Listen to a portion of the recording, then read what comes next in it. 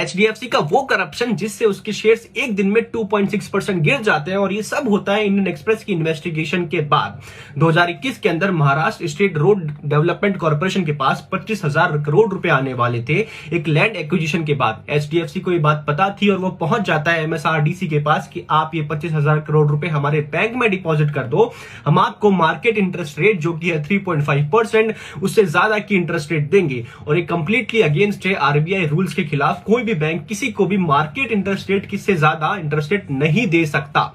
लेकिन उसके बाद ये हुआ कि एचडीएफसी ने अपफ्रंट फी भी डिमांड करी जो कि थी 5 करोड़ रुपए, और ये जो डिफरेंशियल इंटरेस्ट रेट अराउंड 2.5% का था, इसको भी डायरेक्ट इंटरेस्ट रेट में नहीं दिखाया। इसको बताया गया कि हम ये पैसा मार्केटिंग में दे रहे हैं, रोड डेवलपमेंट और सेफ्टी कैंपेन्स के अंदर हम ये पैसा लगाएंगे, लेकिन उसको भी इन्होंने सीएसआर के थ्रू नहीं दिया, अपने मार्केटिंग डिपार्टमेंट के थ्रू दिया। तो ये पैसा एचडीएफसी के से वेंडर्स के पास गया, वेंडर्स के थ्रू ये एमएसआरडीसी के पास गया। लेकिन इस पूरी चीज के अंदर ना ही तो ये बताया गया कि वो वेंडर्स कौन है, ना ही ये बताया गया कि कैंपेन्स कौन से थे, ना उनकी कोई ऑडिट बनी। तो ये कंप्लीटली सस्पिशियस हो जाता है जो भी यहां पर हुआ 2021 से लेके 2026 तक।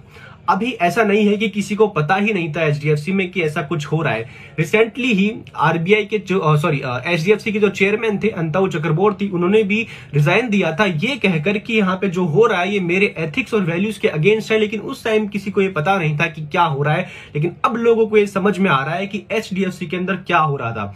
हालांकि बैंक ने ये कहा है कि ऐसा इसमें कुछ भी नहीं था, ना ही कोई गवर्नेंस फेलियर है, हम तो ये सब कर रहे थे ताकि हमारी जो 25,000 करोड़ रुपए है उनसे हमारी मार्केट वैल्यू बढ़ जाए, हमारा बैंक का जो पब्लिक ट्रस्ट है वो बढ़ जाए। लेकिन हुआ है इसके अगेंस्ट, उसके जो शेयर्स हैं वो 2.6% गिर चुके हैं।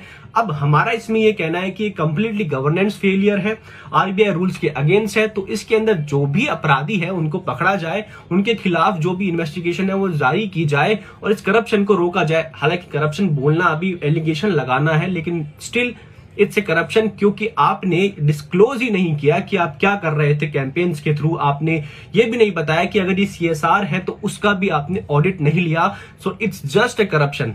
और हमारी ये रिक्वेस्ट है एचडीएफसी से कि प्लीज अगर ये वीडियो पसंद नहीं आए तो वीडियो उड़ा देना, हमारा अकाउंट मत उड़ाना। Thank you so much.